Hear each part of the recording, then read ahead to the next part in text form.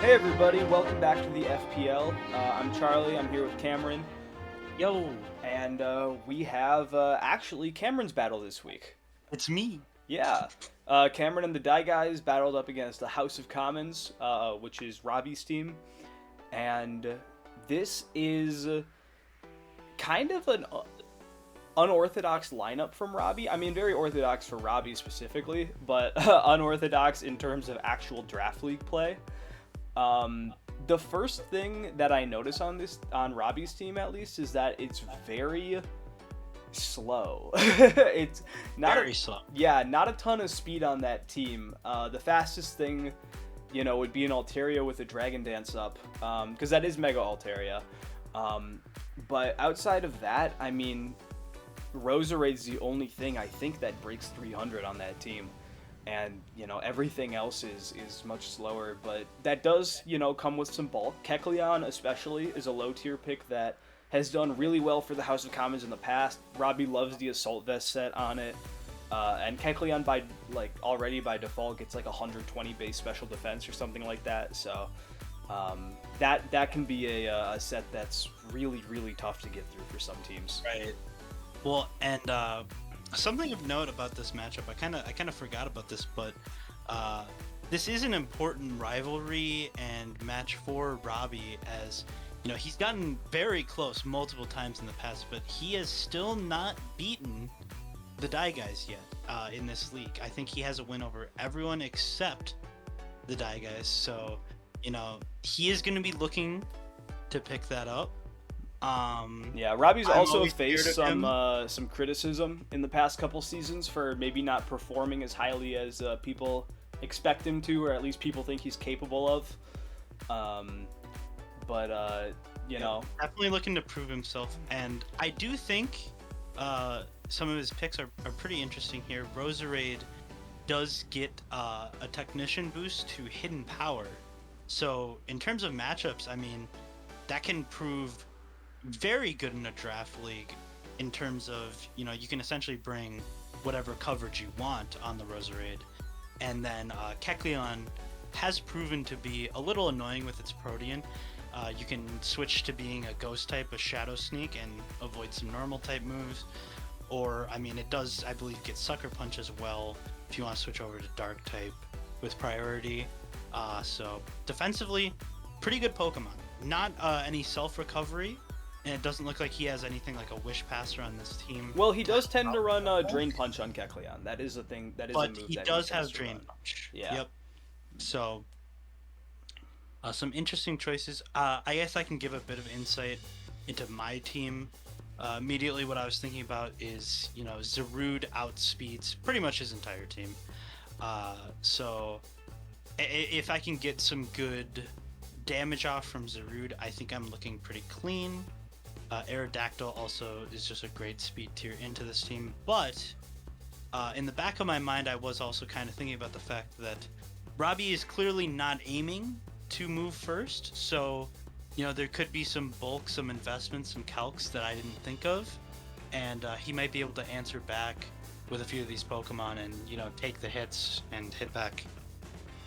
Yeah, for sure. I think a big question here is, I mean, you also have another, much like the Pimps last video, you have a very top-heavy team, but your team relies a lot on bulk. I mean, between Milotic, Umbreon, Aegislash, there's I mean, Corsola as well. I know that's not one of your higher tier picks, but it's still, one of the bulkiest Pokemon maybe in the league. Your team tends to rely a lot on survivability, recovery with Recover on Milotic, Strength Sap on Corsola. Your Umbreon can pass wishes around if need be. So I think a big question this battle will be, I know Robbie doesn't have a ton of speed, but he Roserade hits hard. Hariyama, like a guts boosted Hariyama, hits really hard. So I think the real question is, does Robbie have enough firepower to actually get through your team? Yeah, well, I mean, we'll have to see. It could be a very interesting end game. Yeah, for sure. I think we're ready to get into the battle. Yeah, let's do it. All right, so I believe I lead Milotic there, Yep. and he leads Hariyama. So Get the Yeah. toxic off. Maybe not the best option if it has guts. Hmm. And he knocks off the flame orb, preventing Marvel scale, which is huge for Melodic's defense. So I think overall he won that trade, I would say. I agree. Now, I don't actually know if the Hariyama is guts because I feel like that knockoff would have maybe done a little bit more damage if that were the case. But the Shadow Ball out of Roserade is a really interesting bring. You don't see that coverage very much on Roserade, but No, and a good read into the Aegislash switch as well. yeah, for sure. Now, I know Robbie has run Sheer Force on Hariyama before. I think that is definitely Hariyama's worst ability, just due to the fact that none of the coverage it runs really, benefits from it. But that close combat, I mean, it may be guts, because that close combat was devastating. To provide a bit of insight as well, I mean, that Aerodactyl actually had a full 252 health, so seeing that, most likely this Hariyama is health and attack, as Zarude also does not pick up the kill, even with the defense drop.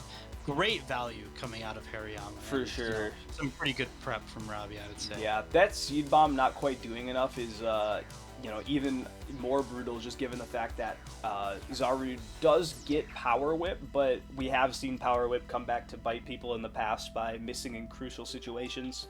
But yeah, this Umbreon is still so bulky. Right. You may have lost a little bit of firepower in Zarude and Aerodactyl, but I mean, even a super effective Signal Beam just does nothing. About a quarter, so I mean, I don't even really have to play around crits here.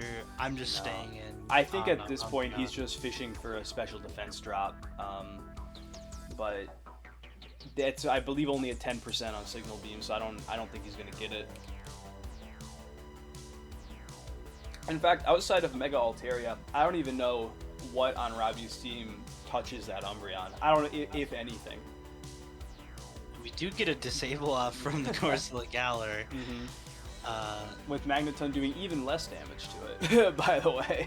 Yeah, most likely, actually I shouldn't say most likely, it was my Corsola. It was specially defensive. So, looking like Altaria and Kecleon are gonna end up being Robbie's damage output here. Yeah, for sure. I mean, even then, Sludge Bomb only doing 27% with such a huge special attack stat. But the poison is big, and the Foul Play doesn't even break the substitute, which is huge for Robbie.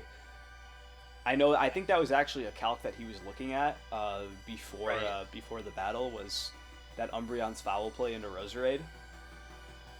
So right now it actually is looking like Robbie might have the upper hand here, just in terms of these sets. I mean, I'm not finding a lot of ways to poke holes in this team, so I go into Corsola, get some Nightshades off to try to lower this, but a very nice Cursed Body proc there onto the Roserade.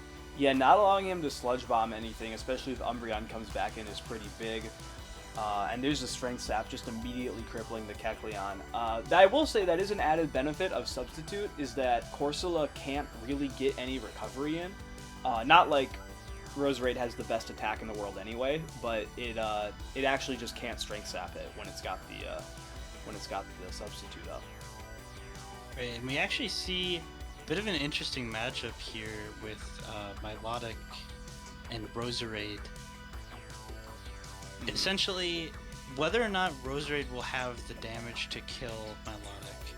Yeah, I know a lot of Roserades run Leaf Storm, but this one is not. It's only running Giga Drain, so just depending on how much damage he's actually able to do with that, we could potentially see this Milotic being a really tough wall to get through. Yep, and I would say a rather unfortunate substitute actually there, because we are going to see Nightshade, and if he goes for it again, I mean, he's looking at this Roserade possibly getting removed from the field entirely.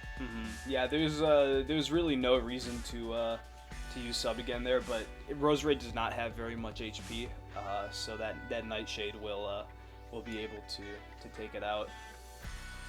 And now what I'm looking at here is, does Robbie have the damage to get through what's left on my team? We already saw Milotic outspeed the Magneton, so yep, I am going to go for another flip turn there. And it's starting to look like, save an Altaria setup, he might not have enough left to actually kill what's on my team. Yeah, now I do want to point out that was a very nice double switch from Robbie, from Kecleon just straight into the Magneton, in order to bait out that Milotic and get some damage off on Aegislash. I know Robbie was talking about, I believe that Magneton was actually analytic, which is why it's spec to be so slow, to try to get some more damage on like Umbreon or Milotic. I don't think it outslows Aegislash, but either way, it does do a decent amount of damage with that Thunderbolt to Aegislash, which notably does not get any recovery, because if it did, it would be insane. Probably would not be pickable in this league. No.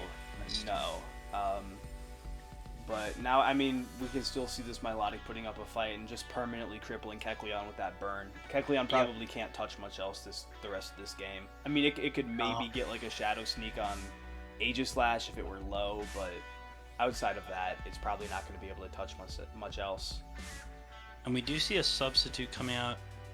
I'm wondering here if he's just trying to bait out a switch from me, or if he's just, giving up on dealing any damage with Kecleon after that burn. Yeah, I think at this point he's just trying to get as much damage off on Milotic as possible, because with that Drain Punch, he's basically just... Now, that was a nice read right there, actually, being able to knock off the Eviolite. I think he was more or less right there just trying to make Milotic kill it and not recover.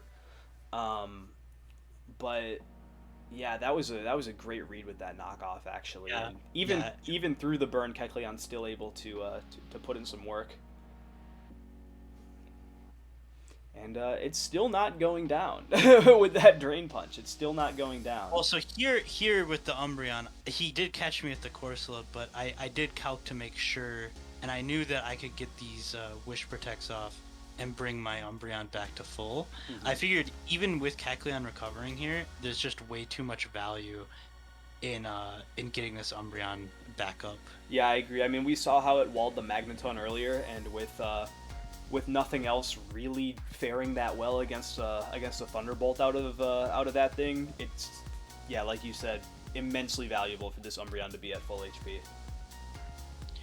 Robbie does go for a substitute here, just trying to get as much value out of this Kecleon that he has left. So yeah, well, that's kind of the benefit of Drain Punch, because the Kecleon makes you kill it. Now, instead, he opts to just knock off the leftovers, which is honestly a reasonable play, because that Umbreon is going to get to full HP anyway. So I wouldn't be surprised to see just a switch. Yep, there we go, straight into Altaria.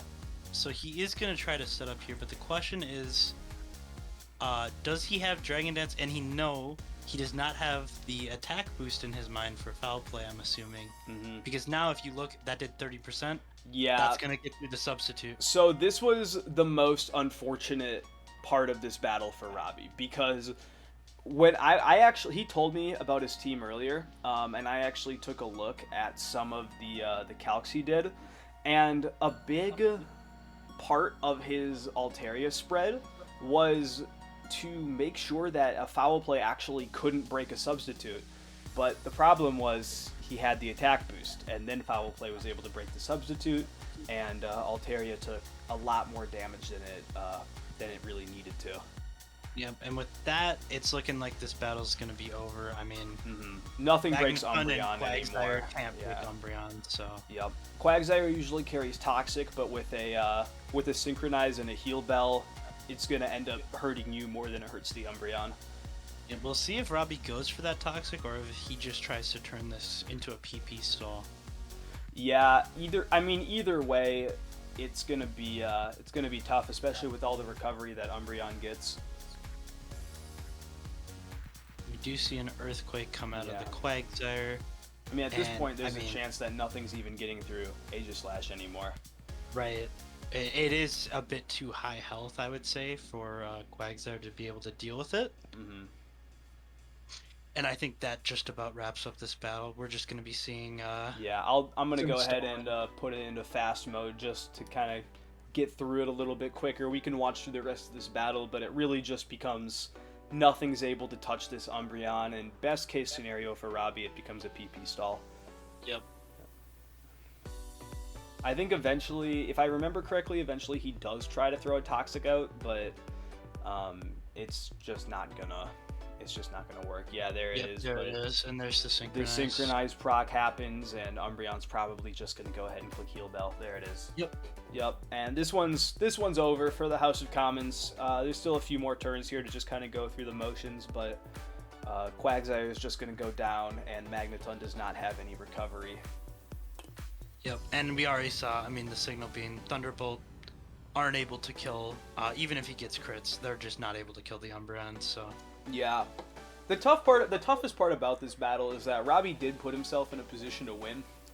He was essentially one sequence of moves away from winning, and sadly just clicked them in the wrong order. Right. But you know, this really just kind of shows how strong your team is more than anything, because one misplay like that and all of a sudden he can't touch anything on your team. Right. So. I mean, I would argue for the vast majority of this battle, it was in Robbie's control. I mean, I think he played really well and he had good prep. So the fact that, like you said, that one misplay led to a loss is honestly insane. And there we go. Umbreon picks up that last kill. Yeah. Well, I will say a thing about your team that I noticed is that as soon as Zarude and Aerodactyl went down, it became really tough for them to actually, or for your team to actually deal damage. The only thing on your team that does damage is Aegislash at that point. But, you know, that being said, Robbie just still wasn't able to get through all that bulk on your team. Yep. Yep. I was talking a bit with my brother about this, but I like to call my team the damage check, because it's just kind of this pre-game thing where, you know, if you don't have the options for it, essentially you just automatically lose. Yeah, it's a really hard team to get through, but either way, a promising showing for the House of Commons. I mean, it really showed that even though his team is a lot lower in points, it is able to put itself in good situations, and a really impressive showing from your team, just being able to bounce back after that honestly kind of disastrous start. But I would define it like that too. Yep. Yeah, but just it really just shows how bulky this team is and how hard it is to actually get through it. Yep. But yeah, both promising teams, and I'm looking forward to see how they do going forward. Yeah, I can't wait to see more play from Robbie. This has me excited for his future in this season. Yeah, for sure.